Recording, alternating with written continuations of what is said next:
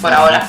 Bueno, entonces vamos a empezar esta conversación. Hoy vamos a escuchar dos presentaciones, una de Adriana y otra de Agustín, sobre dos leyes, tengo entendido leyes anti-ONG, pero no estoy muy segura porque, bueno, en el caso de Paraguay, hace cosa de un mes nosotros publicamos una entrevista con dos personas de dos organizaciones de Paraguay que nos contaron un poco cómo lo que está ocurriendo, así que un poquito más lo tenemos en el radar.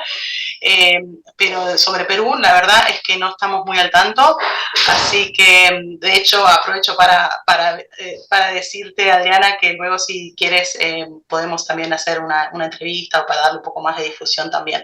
Pero bueno, empecemos entonces. Vamos a primero escucharla a Adriana León de Perú. Adriana es periodista, directora del área de libertades informativas del IPIS, Instituto Prensa y Sociedad, ¿verdad? Sí, trabaja en el monitoreo de libertad de expresión en Perú, pertenece a las redes Voces del Sur e IFEX dedicadas a la protección de estos derechos. También organiza cada año la Conferencia Latinoamericana de Periodismo de Investigación, COLPIN, que es el encuentro más importante de esta especialidad en la región. Así que bueno, Adriana, adelante, nos cuentas un poco lo que está ocurriendo en Perú. Sí, ¿qué tal? Gracias, Gabriel, y a todo el equipo por invitarme para visibilizar esta situación que, como bien dice Inés, no está muy visibilizado, porque Perú se supone que es un país que efectivamente tenemos libertad de expresión, no tenemos los problemas que tiene Nicaragua, Venezuela, Cuba, en fin, Ecuador, pero somos un país que a partir del 2016, diría, sufre un quiebre en general, en la política, en lo social y en los derechos humanos. Y especialmente en la libertad de expresión, porque gana Pedro Pablo Kuczynski, que es este presidente que tuvimos, uno de los tantos que tuvimos en 5 años, pero el Congreso lo gana Keiko Fujimori, y como no acepta la derrota, mismo estilo Trump, digamos, fraude, y boicotea todo desde el Congreso con mayoría. Y parte de eso fueron algunas leyes o intentos de leyes contra la prensa, contra la libertad de expresión. Estamos hablando del 2016, el caso Lavajato estalló en el 14, y con eso Perú es uno de los 12, 13 países, me parece que es la lista, donde hubo una corrupción sistémica del caso Lavajato Odebrecht. Entonces, muchos de los políticos que estaban en el Congreso estaban involucrados en este caso, mega caso de corrupción. La prensa en el Perú trabaja de manera constante, bien, hay equipos de investigación con todas las cosas de los problemas de la crisis de los medios, etcétera, pero hay medios, hay unidades de investigación, hay televisión de señal abierta, hay prensa escrita, hay prensa regional, hay también iniciativas como en otros países online de periodismo investigativo. Entonces es una prensa que todo el tiempo está fiscalizando el poder, y parte era eso. Entonces empezó a haber una andanada de intentos de ley para silenciar o castigar a la prensa.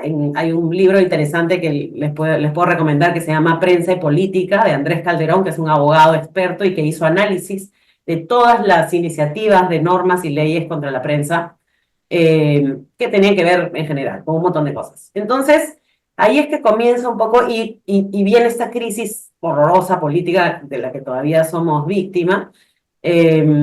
Y en esa circunstancia la corrupción se volvió más fuerte, la calidad de los gobernantes empezó a declinar, pero de una manera realmente brutal para nosotros mismos, para los peruanos y las peruanas, que nosotros habíamos vivido entre el 2000 y el 2010 un apogeo no solamente económico, sino en derechos humanos básicamente. Se hizo la ley de acceso a la información, se integraron en todas las leyes peruanas equidad de género, igualdad de oportunidades con equidad de género, en fin, una serie de cosas en derechos humanos, avances bastante mejor que en otros países, y de pronto empieza este declive.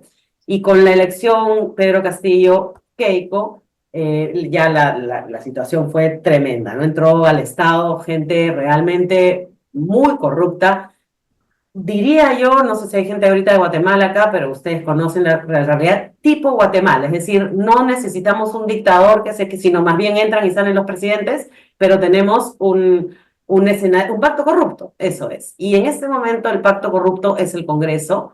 La mayoría de los congresistas y los líderes políticos de esos partidos políticos que representa el Congreso son personas y grupos políticos vinculados al crimen organizado directamente, con financiamiento de la tala, de la coca, de un montón de crimen organizado, pero también de grupos informales, claro, no necesariamente son ilegales, pero son informales, como por ejemplo el transporte público.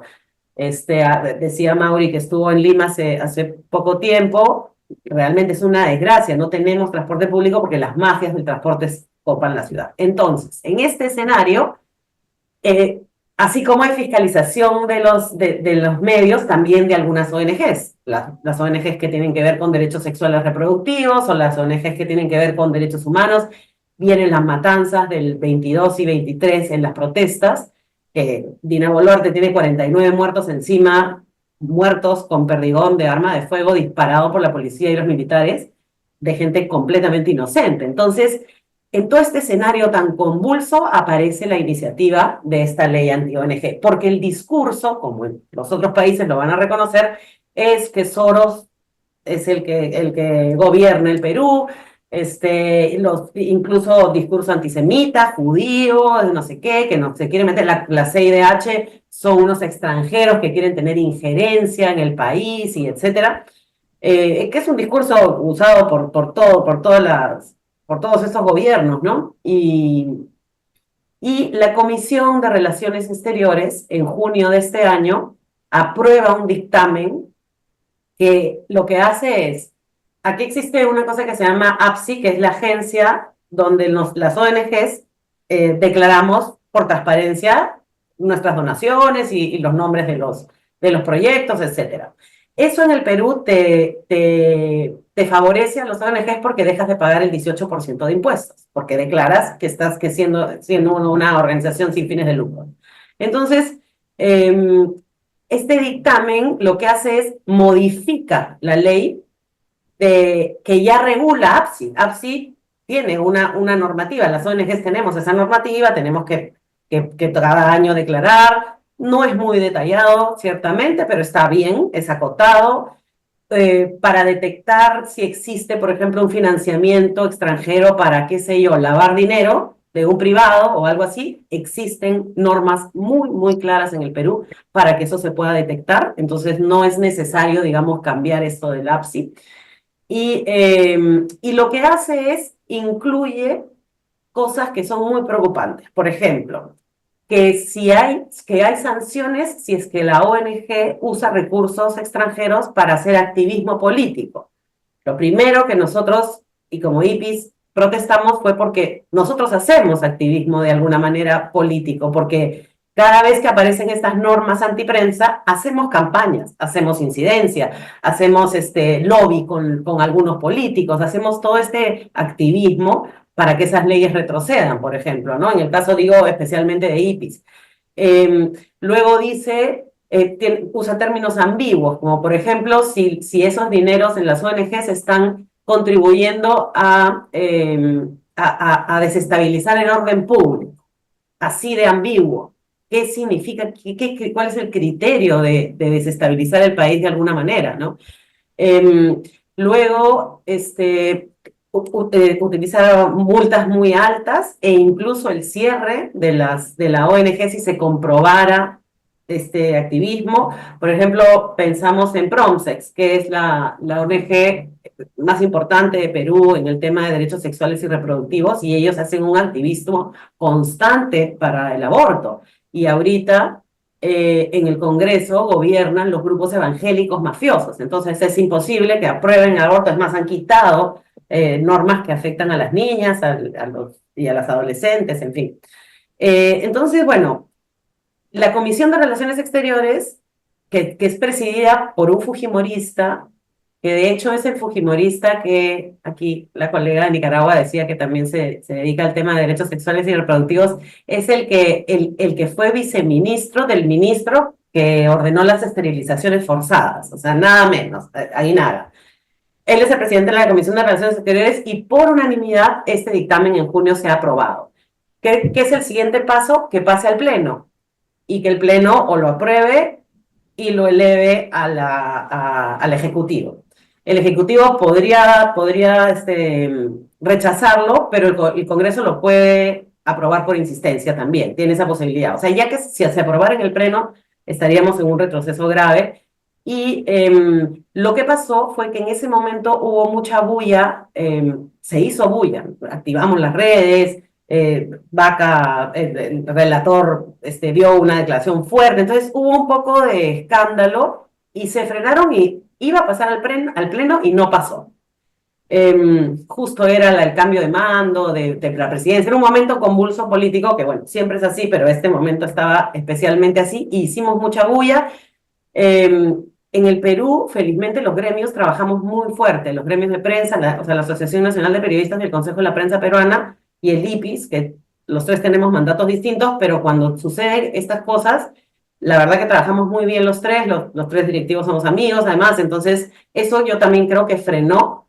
Y hicimos con IFEX una acción para que en un grupo cerrado de embajadas y de este tipo de cooperación también tengan en cuenta, lo tengan en el radar. Y una de las cosas que fue buena también fue que 17 embajadas hicieron un comunicado, cosa que es raro que las embajadas se pronuncien así tan fuerte contra el gobierno y rechazando completamente el dictamen, ¿no? Entonces, no sé, creo que eso es un poco lo que les puedo contar de lo que ha pasado con este dictamen y que para nosotros sí es una preocupación muy profunda, porque si se aprobara tendríamos problemas serios. Y otra cosa que está pasando, para terminar, es que en el Perú hay dos medios de comunicación fuertes que son como Fox News, que son desinformadores y que son ultra de derechas, antiderechos. Entonces, están usando la información que tiene APSI, que es la agencia, para específicamente sacar reportajes, pero que parten de un hilo que es real para luego hacer desinformación, ¿no? Como suele ser la desinformación. Entonces, al periodista Gustavo Gorriti en IDL Reporteros, que es un medio de comunicación de investigación dedicado, se ha dedicado muchos años a investigar la justicia, la corrupción en la justicia, tuvo una investigación muy importante que se llamó Lavajuez, que se tumbó al Consejo Nacional de la Magistratura porque descubrió un escándalo terrible de corrupción.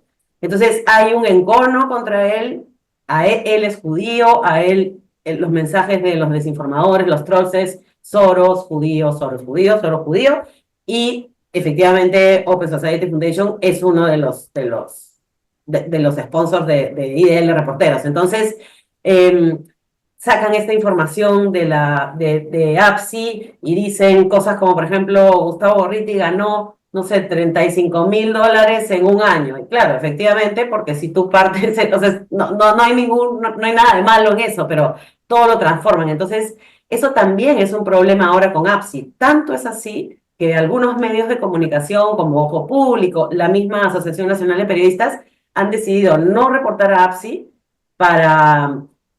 y pagar impuestos, que es una cosa fuerte para una ONG, pero para que no tengan su información. A nosotros nos han pegado una vez con Christopher Acosta, que es una persona que trabaja con nosotros, pero también dirige la unidad de investigación de un canal potente y que todo el tiempo está dándole fuerte al gobierno. También sacaron que Soros le pagaba en IPIS, no sé qué, y claro, él dirige la Colping, entonces tiene 2 meses del año pagados porque trabaja, pero lo cambiaron todo y ni siquiera fue por corrupción, sino fue más gracioso porque lo pintaron como que como si Soros se hubiese apropiado el cerebro de Christopher y fuese a su medio de comunicación para nos pegarle al gobierno, en fin, totalmente delirante, pero bueno, todos estamos en países que son delirantes, así que ahí me quedo y bueno, la consulta que ustedes necesiten me avisan. Muchísimas gracias, Adriana. Solo quería comentarles que, bueno, nosotros estamos por sacar el informe de este año sobre la base de los datos del Civic Monitor y que efectivamente venimos registrando esta degradación del espacio cívico que mencionaba Adriana y que por efecto de esa degradación, incluso antes de saber de esta ley anti-ONGs, el país está siendo bajado de categoría, o sea, se cayó de la categoría obstruido a la categoría represivo, que es la última antes de cerrado, o sea, que la situación está mal y todavía no hemos computado esta nueva iniciativa, sobre la cual luego quisiera hablar un poco más contigo para ver si la podemos documentar y publicar sobre esto. Sí, de todos modos, perdón, nosotros, para este grupo que te cuento de los embajadores y esto que hice con IFEX, yo hice un resumen con los datos y todo, así que eso se los puedo pasar y nos ayudaría un montón. Mientras más tuya, es mejor. Excelente. Excelente. Y una cosa que no voy a monopolizar la palabra, solo quería señalar algo que creo que también vamos a ver en Paraguay, pero que estamos viendo en muchas otras partes también, que ha señalado que es que estas restricciones del espacio cívico que se están imponiendo son pretendidamente neutrales, pero en realidad apuntan específicamente contra ciertas formas de activismo que son particularmente molestas, ¿no? Y en este caso se nota mucho la mano de los movimientos antiderechos. Creo que en Paraguay vamos a ver algo parecido, pero bueno, me gustaría escuchar entonces la visión, ¿no?, de lo que está ocurriendo en Paraguay. No sé si prefieren que abramos a preguntas y comentarios o mejor escuchamos la presentación de Agustín y luego tenemos una conversación. No sé qué prefieren. Si alguien tiene alguna pregunta, quiere hacer algún comentario, podemos abrirlo. Si no, lo dejamos para después. Yo sugiero que oigamos la otra intervención. Perfecto. Entonces, bueno, los dejo con Agustín Carrizosa de Paraguay. Agustín es fundador y presidente de la Fundación CIRD, Centro de Información y Recursos para el Desarrollo, que es una organización de la sociedad civil que trabaja en 6 líneas de acción: fortalecimiento de la sociedad civil, reforma del sector salud, desarrollo juvenil, cultura política y gobernabilidad, capital social, pymes y economía creativa. Por cierto, no creo que no lo dije, pero Agustín también es médico, así que específicamente sabe mucho sobre el tema de la reforma del sector de salud. Bueno, lo dejamos con Agustín para que nos cuente. Pero la verdad que no sé si hace falta que yo exponga, porque ya Adriana creo que expuso todo lo que está sucediendo en el Paraguay, con la única diferencia que nosotros sí tenemos ya una ley, diríamos, ¿verdad? Pero para hablar un poquitito sobre el tema, primero quería contarles lo que es la Fundación CIR, ¿verdad?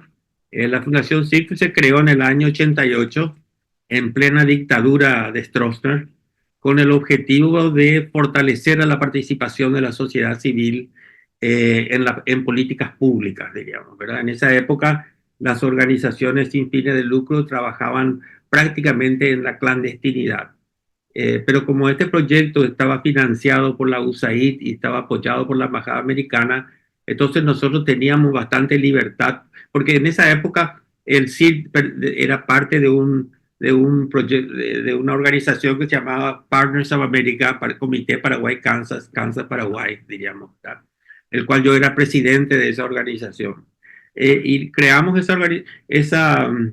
este proyecto justamente para poder, por un lado, fortalecer la participación de la sociedad civil, que en nuestro país en esa época el ciudadano no era más que un cliente del Estado, que si se portaba bien recibía beneficios, que si se portaba mal era castigado, diríamos, ¿verdad?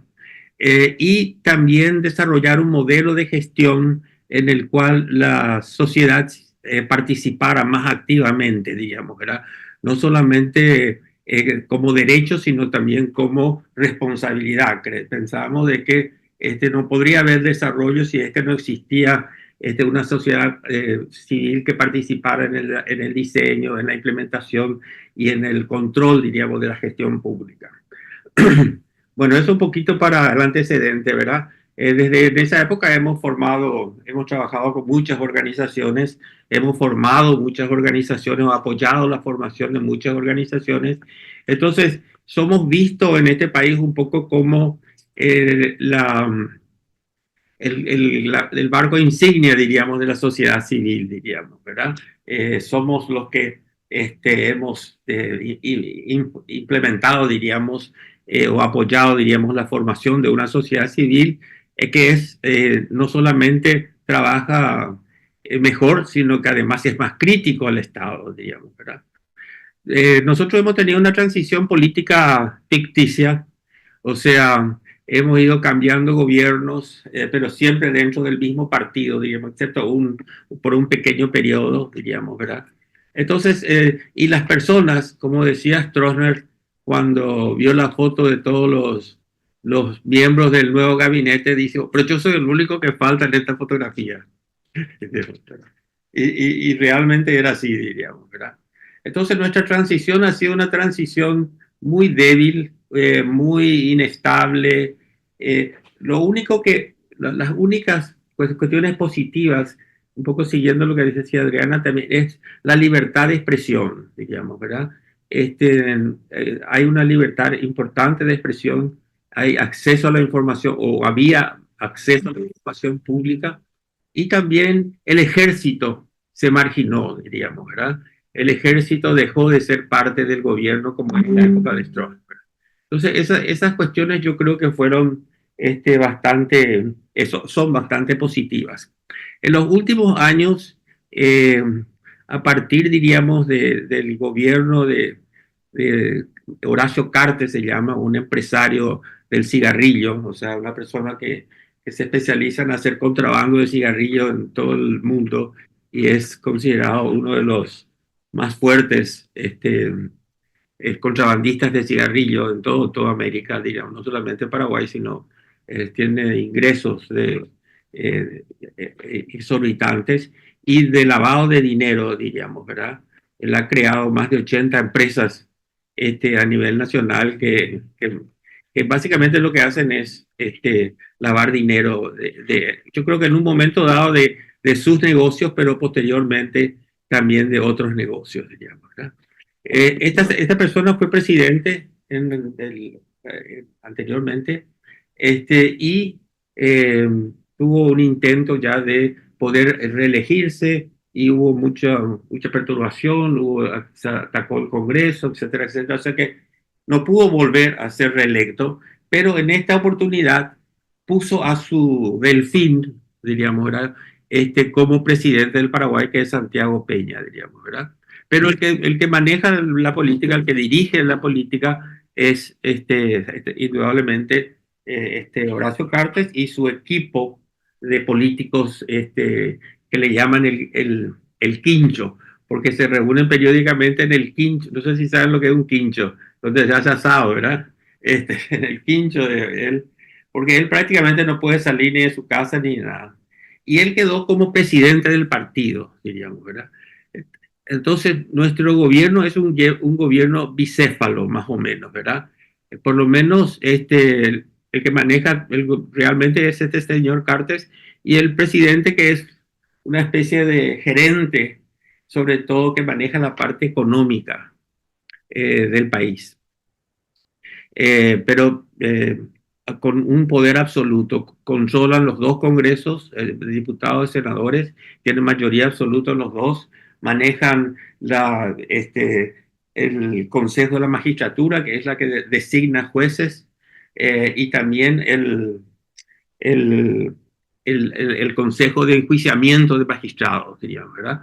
O sea que son los que deciden si un juez no sigue las reglas que ellos consideran debería ser, entonces lo enjuician, lo sacan y cada vez están nombrando más personas que están alineadas, diríamos, con la ideología esta, que es una ideología autoritaria, básicamente. Es volver otra vez a lo que era en la época de Stroessner, digamos, ¿verdad?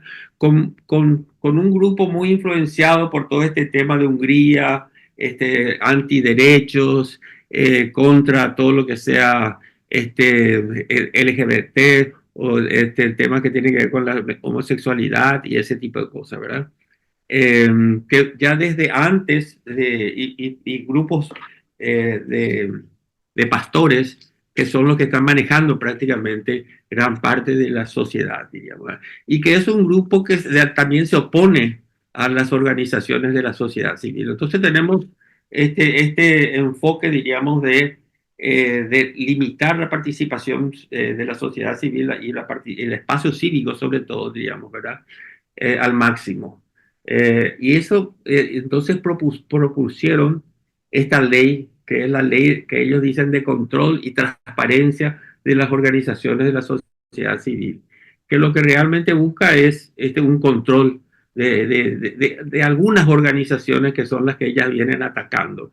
Este sector o el dinero, diríamos, de Cartes, él tiene varios medios de comunicación, que es los medios con los cuales él ataca, diríamos, nos está atacando a nosotros. Nosotros, el CIR y yo personalmente, mi señora, mi familia, ha sido uno de los más atacados, diríamos, en este proceso, diríamos. Marta Ferrara también, que le conoce Mauricio, también, ¿verdad? O sea, hay 5 o 6 organizaciones que están en la mira ya de cerrar.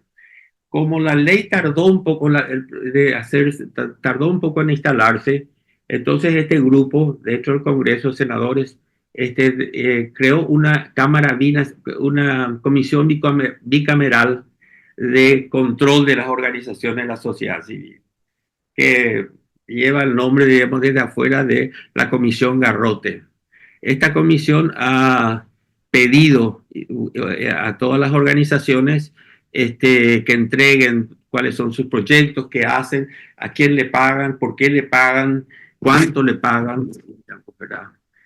Ellos manejan no teorías, yo diría, sino dos desinformaciones. Por un lado, de que las organizaciones de la sociedad civil, sobre todo las que están unidas a la USAID y a la Unión Europea, son organizaciones que lavan dinero. O sea, que lo que ellos dicen es que el CIR está lavando dinero del gobierno de los Estados Unidos en el Paraguay, por un lado.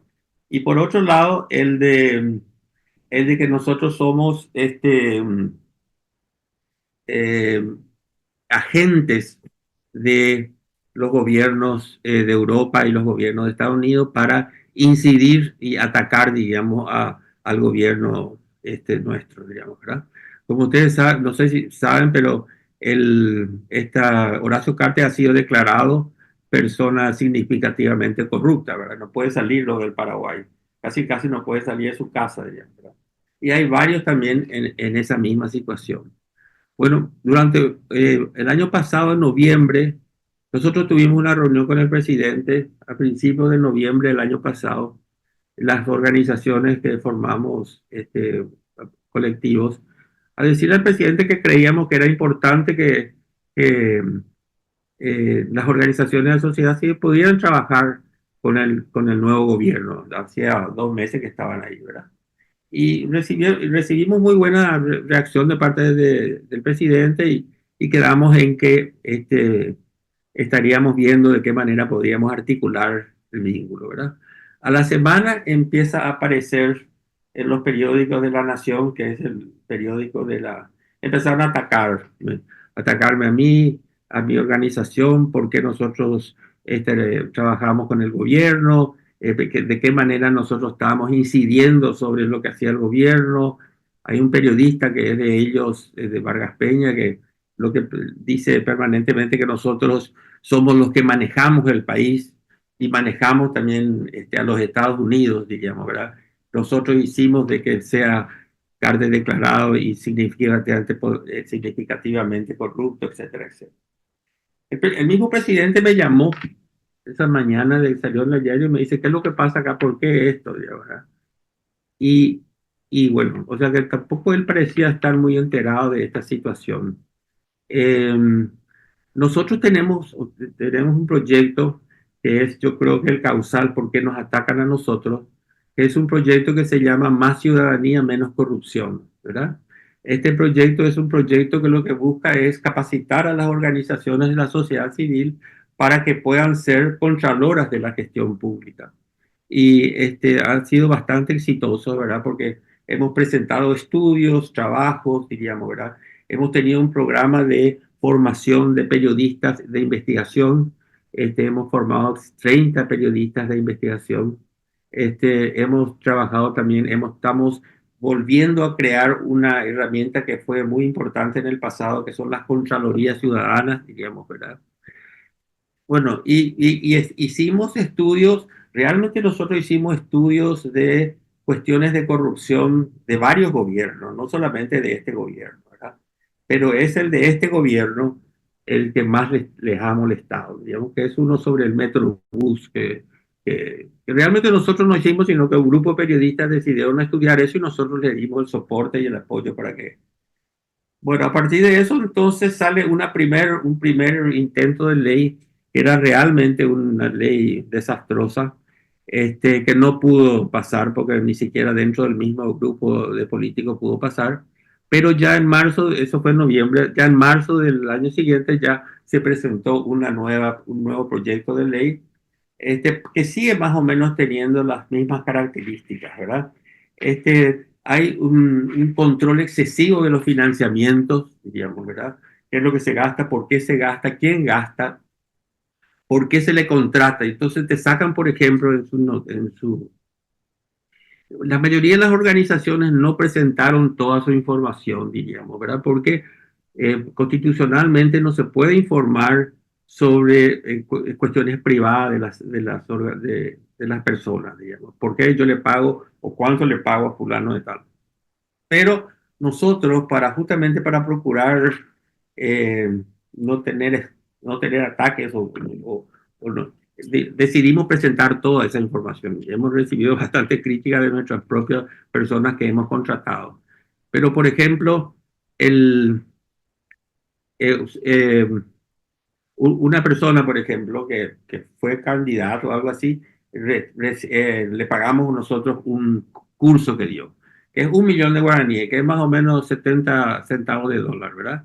Y te dicen, acá esta persona está fue financiada su carrera política por la organización. Y utilizan ese tipo de confusión, diríamos, ¿verdad?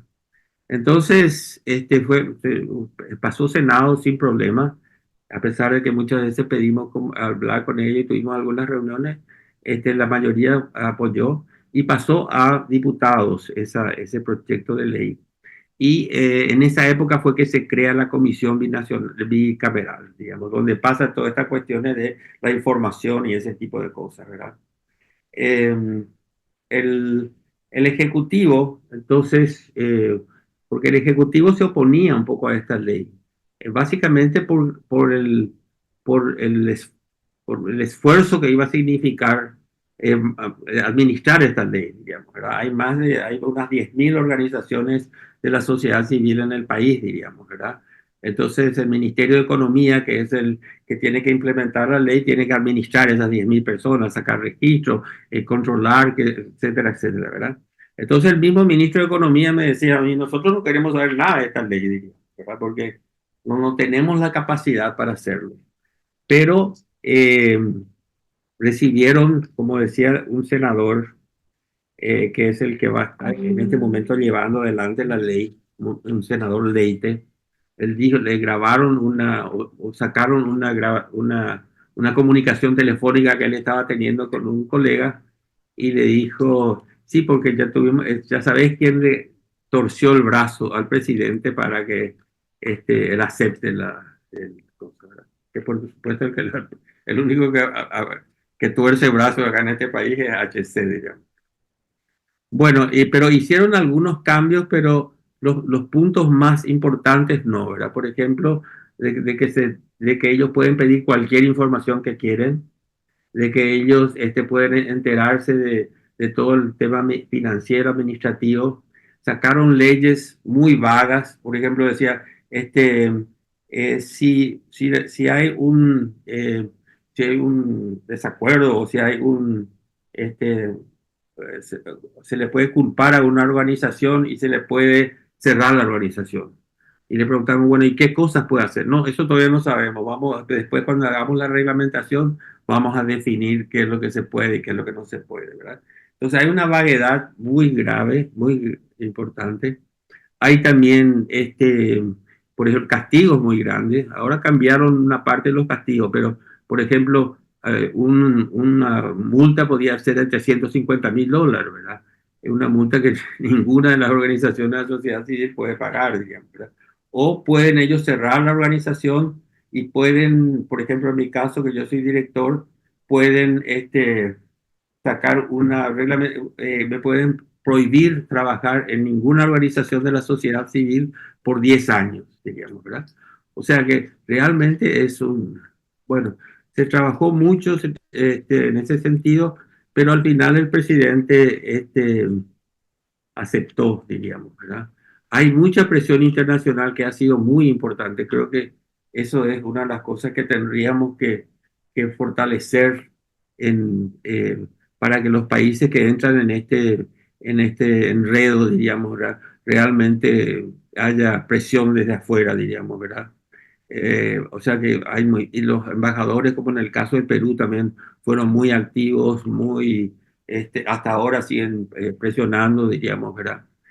Buscando de que por lo menos que haya una ley. O sea, todos estamos de acuerdo que tiene que haber una ley de transparencia. Esta ley, como yo le decía al senador, es la que nosotros no queremos, ¿verdad? Cualquier ley que sea justa y que sea racional nos parece positivo, digamos, ¿verdad? Bueno, este lunes nos invitaron, ya el viernes el presidente firmó la propuesta y este lunes nos invitaron la gente del Ejecutivo para hablar un poco sobre la reglamentación de la ley, ¿verdad? Diciéndole que ellos quieren trabajar con nosotros para reglamentar la ley que no sea tan nociva, diríamos, para nuestras organizaciones. Tuvimos ahí un grupo, hay una división grande, algunos creen que no hay que participar, otros creen que sí hay que participar. Yo soy de los que creen que tenemos que escuchar por lo menos, ¿verdad? Nos fuimos a escuchar y, y bueno, y ese es un poco el planteamiento. Ellos van a preparar una reglamentación eh, para que podamos discutir en las distintas organizaciones, digamos, ¿verdad? Una reglamentación mártir, como se llama. Pero nosotros, desde luego, ya no confiamos tanto y actualmente estamos trabajando en presentar un grupo, por lo menos 100 organizaciones o más, la inconstitucionalidad de la ley, o de partes de la ley, porque la ley es inconstitucional, digamos. Pero por supuesto que no sabemos el poder que tiene este grupo en la Corte Suprema de Justicia, ¿verdad? Creemos de que hay 2 o 3 personas dentro de ahí que son adecuadas, pero también no sabemos la fuerza que tiene esta. La subida de Trump, por supuesto, le llenó de ilusiones a todos, ¿verdad? De que ahora sí todos vamos a ser como Hungría, como Nicaragua, como Venezuela, vamos a sacarnos de todas estas organizaciones que no hacen más que hacer ruido y denunciar las buenas acciones que hace el gobierno. Eso un poco rápidamente a vuelo de pájaro, lo que está pasando acá. Y hoy acabo de venir de una reunión también donde estamos preparando este sábado 30 para hablar un poco sobre el tema de la inconstitucionalidad y ver quiénes se alinean en ese proceso. Gracias. Muchísimas gracias, Agustín.